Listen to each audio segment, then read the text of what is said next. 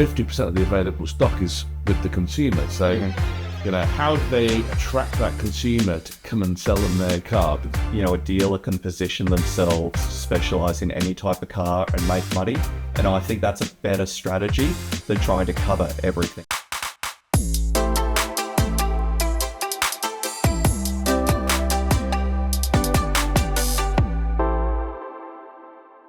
Brett, welcome back. It must have been 15 minutes since I saw you last. Yeah, it's been a while. How's everything going, Craig? It's all going well. It's all going well. And you? I'm very well, thank you. Oh, well, we've got an exciting topic today. It's one of my favourites. Yeah, I can see you're eager.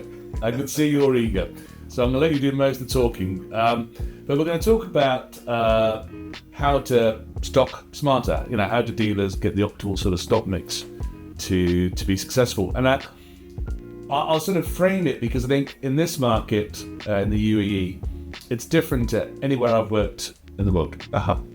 So, where I've worked, especially in the UK and Ireland and China, is that, sourcing cars, yes, it's always a challenge sourcing cars, but it's much easier than it is sourcing here, just purely because of the routes back to market from leasing companies, hire companies, and the consumer is just much easier than here. And whenever I go out and speak to dealers, they always talk about sourcing first before they talk about selling. That's their biggest headache. How can you help me source more cars? I need to source more cars. So I know it's a challenge. Yeah. And therefore I'd love to find out from you, what should car dealers be doing? Yeah. What are the strategies they should be taking? And how do we make them more successful? So there you go. Yeah, well, I think the biggest thing, and this would have to be the biggest takeaway from this podcast, would be to have a sourcing strategy. I can't believe the number of dealers, and this ranges from small to large dealers, whose used car stock mix is determined by what cars come through the trade-in channel, or are offered to them by the dealers they work with. So I think there's two ways to approach stocking. One's very reactive. Last week we traded 10 cars. These are the 10 cars I'm putting on my lot this week. That's a very reactive way. And then I think the successful dealers we work with have a really proactive sourcing strategy. So they say, this is what our ideal mix of stock looks like. We have cars coming from trade-in that may or may not fit that mix, and we'll decide whether we sell them or not. And then to fill up the rest of the mix and to get that stock mix we want, we go out and we purchase other trade-ins, we purchase from other dealers, we purchase from consumers, or we purchase from auctions. And maybe they don't get exactly the mix they want, but they at least have a plan that they're trying to achieve. And I think that is the biggest takeaway, is just having that stocking strategy written down and knowing what the used car lot should look like rather than what it looks like because that was the cars that were traded. I think that makes a lot of sense. However, I'll challenge it slightly, because if I go and speak to them and say, hey, you need to have a stocking policy, and then create your list, they're going to say, it doesn't matter if I create my list, I can't find these cars, right? Yeah. I know which cars I need to buy, but where are they? Yeah, well, I'd split that in two. I think knowing what cars you need to buy is the first step, and hopefully a lot of dealers do that, but I think some still aren't doing that. So that's step one. And then, of course, step two is where to source these cars. And I think, sourcing quality used car stock is a challenge in any market. But I think there's 4 or 5 places that you can get it. You can obviously buy trade-ins that other dealers aren't reselling, because what's a prime stock for you might not be prime stock for another dealer. There's auctions where you can buy cars, whether that's online or physical. And then the third channel is consumer, buying cars direct from consumers that might be selling them. Of course, you can go beyond that. That's sort of the high level. You can be active in online marketplaces, in local community events. You can have a buy my car page on your website. There's education. You can, through social selling, you might be advertising, we're looking for good stock. We'll buy 3 to 4 year old cars of these brands. We're looking for this stock now. We'll pay a top dollar because we need this stock. So I think you can dive in as deep as you want. And as you said, it's the biggest problem of a lot of these showrooms. Yeah. I mean, I'm putting you on the spot here, but do you know what the split is between sort of B2C sales and C2C sales is in the UAE? I don't know the split. Do you? I can take a guess, but go on then, have a guess. I'm gonna have a guess as well. So okay, so I would say out of every 100,000 cars sold, I would say maybe 20 to 30% would be C2C, and the rest would be B2C. I think it's more, if you take new cars out, so it's just on the used car side, I'd say it's more 50-50. You think so? Yeah, I mean, because there's so many C2C transactions that you probably don't see that happen within the communities. True.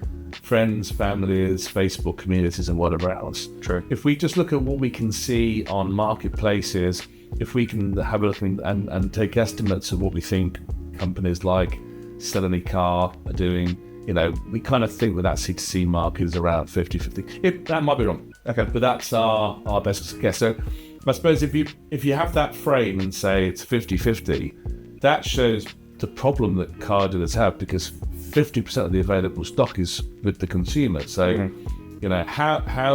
how do they attract that consumer to come and sell them their car? Because that's a tough gig.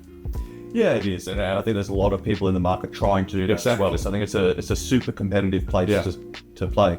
But it's not the only place dealers can get used car stock from. They can, there is other places they can get it. But I think going back to their stock mixing strategy, they've got to really nail down what stock they want, because there's no point targeting all 50% of the consumer car list. There's certain brands and makes and models, and I think when a dealer's thinking about their used car stocking strategy, they really need to think, what type of cars? Is it SUVs? Is it sports cars? Is it sedans? They can think about what age of cars. Is it 3 to 5 year old cars? Is it 12-month-old cars? Is it 2-month-old cars? Or is it 10-year-old cars? What age do they want to play? What kilometers do they want to play? Do they only want to stock in warranty under 5-year-old cars? Or they're happy to recondition the cars and stock 5, 6, 7? And then there's also price point as well. Do they want to be doing under 30,000 dirham cars, over 100,000 dirham cars? How much room do they have on their lot? How much capital do they have? What skills do their salespeople have? Maybe their salespeople are really good at selling 30,000 dirham cars, because it's a different skill set to selling a 300,000 dirham car. Yeah, massively. And you see, some dealers focus on different spec cars. We've got dealers that have Japanese spec cars or European spec cars. Exactly. What does that do to the market when you're buying non-GCC spec cars? What does a dealer need to think about if they're buying a European spec car or a Japanese spec? I think that's it's a really interesting part of the market. When they think about those cars, both the dealer and the consumer needs to be careful about its history. Has it had accidents? Does it need unlocking to drive on these roads? By that, does the radio or the navigation need upgrading? Does a service file need opening? And where at the price point does that sit? Because normally they sit at some level of discount to a GCC spec, but how deep is that discount? And how competitive is the competitive set there for that car? And that goes for GCC and non-GCC. I'm sure you probably provide your dealers with some tools to understand supply and demand for certain cars, don't you? Yeah. No, we do. I mean, obviously, that's one of the beauties about being a marketplace, is we have real-time supply and demand analysis. And we do help dealers think about, A, which cars have got the most demand that they've already got, and so make sure they optimize that from a price perspective. Which cars are in low demand, high supply, so therefore these are the cars you really need to shift and shift quickly. We definitely help them optimize the stock that they've currently got. And we advise them where to, what cars they should be buying based on where we've got low supply, high demand. Yeah. But we also have the same challenge. Where do you get them? Where do I find these cars? I'll buy loads of them if you can put me in the right direction. And I guess that is just a challenge for this industry. Yeah, I mean, I've been trying to order cars from the used car factory for years, but they never deliver. So it is the mystery, but I think, with planning and a strategy, you might not be able to nail it perfectly, but you can certainly do a better job than having no plan at all. So I think that would be my takeaway. If you look at this market, what would you say is kind of the optimal sort of stocking policy for a dealer, for a general dealer? Because, this is an SUV market for sure. It's a 70-75% SUV market. 60% of consumers like GCC rather than other specs. Yeah. So when you've got to narrow it down to that, what does the car park look like for a dealer? I think it's so hard, Craig, because I honestly believe, a dealer can position themselves to specialize in any type of car and make money. And I think that's a better strategy than trying to cover everything. I think the dealers who say, I want to do this type of car in GCC spec and this age range, and I want to appeal to this demographic of person, I think they'll do so much better than any dealer that says, I just want to cover the market. Personally, if it was me opening a dealership, I'd be stocking 3 to 5 year old semi-luxury cars in the 70 to 120,000 dirham price bracket. I also think that space of the market is extremely crowded. So as much as that's what I want to see in my showroom, I'm not convinced it would be the most profitable dealership to have either. Yeah, actually, and that is definitely the sweet spot. That's the sweet spot for demand. Yeah. So, okay, good. All right, but I think we're coming to a close now. So could you give us the top 3 tips that dealers should think about for smart stocking policies? First one, have a strategy. Know what type of cars you need to have in your showroom. Secondly, have a sourcing strategy. Know where you can source these cars and where you can, know where you can find different types of cars.